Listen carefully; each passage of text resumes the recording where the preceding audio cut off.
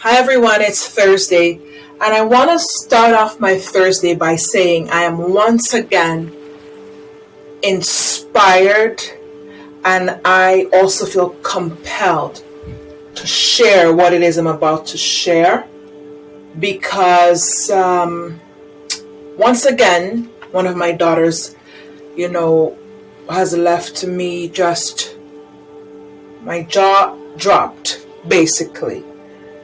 Because one of her classmates and friend, who is also of the same race, said to her that she's heard of slavery, but she doesn't quite understand what it is. Now I'm going to take a step back and say that I believe that it is super important that we understand our roots. When you understand where you come from, it really helps you to be a stronger person, a more confident person. And it's even more so important for you to have these kind of traits as a woman. So this young lady who let my daughter know that she heard of slavery but did not quite understand it. I mean, they're both in grade 6. So it was quite alarming, and it does expose a truth about, the curriculum.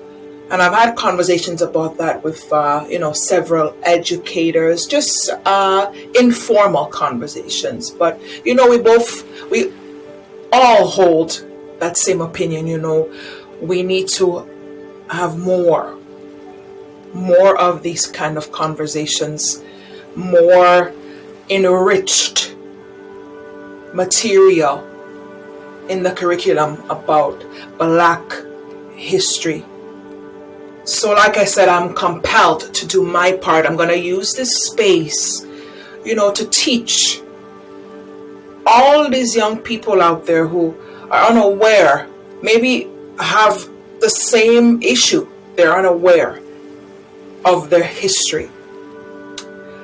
And I'm going to say this as well. I am inspired as well because I became a single mom after a divorce. I raised 3 young ladies on my own until up to recently. Now, I thank God I have a stronger support system now, but it was quite rough, and had it not been for the strength my mother taught me, God only knows.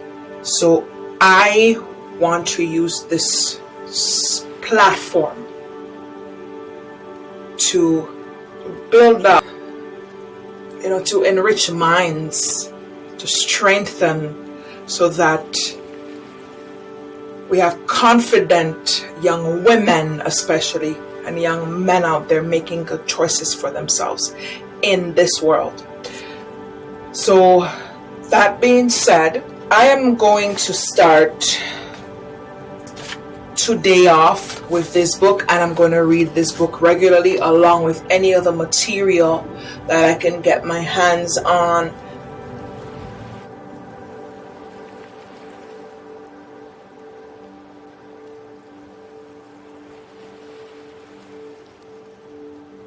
The term civil rights refers to the freedom of citizens to live equally in society. The American Civil Rights Movement of the 1950s and 1960s refers to the combined effort of people throughout the United States who organized protests, voter registration drives, and other community events with the purpose of ending legal discrimination against Black people.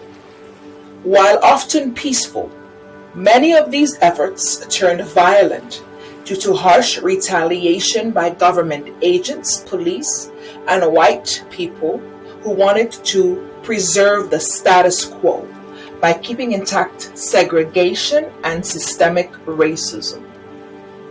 Systemic or institutional racism is an established system of laws, policies, and practices that deprive one group of resources while protecting and providing those resources for the group in power. Civil disobedience or acts of peaceful rebellion against unjust laws in which citizens engage to dismantle systemic racism and inequality was one of the most effective methods of resistance at this time. The civil rights movement specifically addressed the race and skin color based laws that were designed to discriminate and separate. Since the practices that infringed upon the rights of Black Americans were legal, the American Civil Rights Movement sought to overturn these laws and give Black Americans the same inalienable rights as white Americans.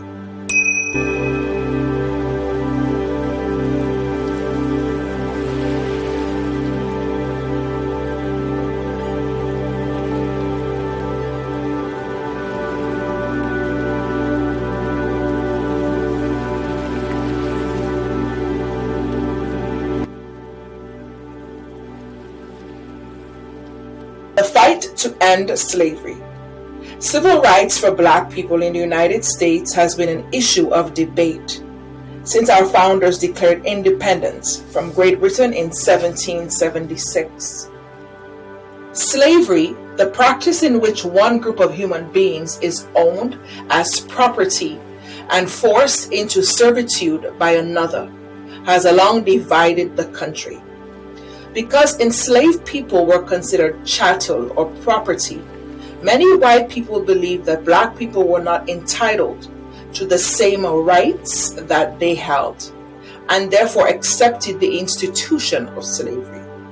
This argument was dependent on the unfounded bias of skin color that stemmed from the Judeo-Christian misinterpretation of the curse of Canaan, also known as the curse of Ham. The story goes that Ham, the father of the Canaan people, witnessed his father Noah's drunkenness and did not look away. In anger, Noah cursed Ham to a life of servitude. Clearly, the issue of slavery was one in which religion and politics were dangerously intertwined. Despite America being founded as a place of religious freedom and decreed by our founder to be a country in which the government would remain untainted by religion, the legal practice of slavery divided the country and continued to do so despite being abolished by the 13th Amendment. Deeply held religious beliefs coupled with politics can create quite a divide. When Thomas Jefferson, who himself was a slave owner, wrote early drafts of the Declaration of Independence, he spoke out against the horrors of the slave trade, but not against slavery itself. However, the Continental Congress chose not to include any mention of slavery or the slave trade in the final draft of the document, as they believe that because African people were bought and sold, they were personal property, and the government could not tell its citizens what to do with their property.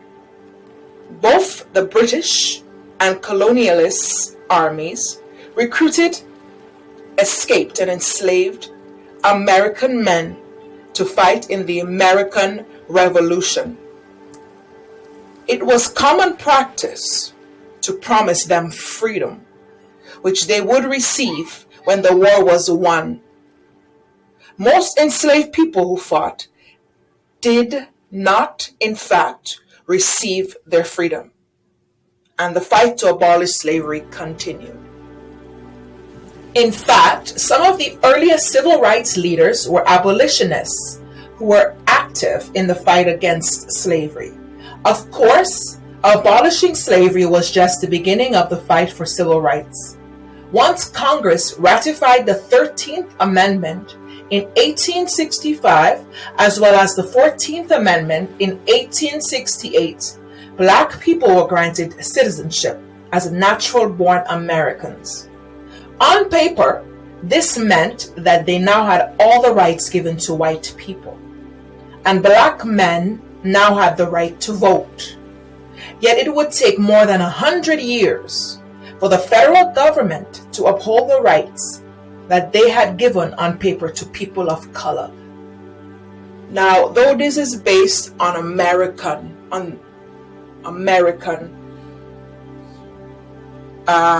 material, I chose this because it speaks about slavery, because I felt it needed to be explained according to my daughter's classmate and friend. The Canadian role in all of this,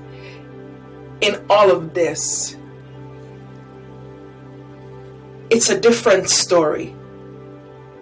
Now, like I said, feel free to offer suggestions. I can read from what I have, and I can also research and explore Canada's role. So I just want to coming together. Please drop in suggestions or even questions at school.biz2019@outlook.com. This is definitely many conversations have to be had.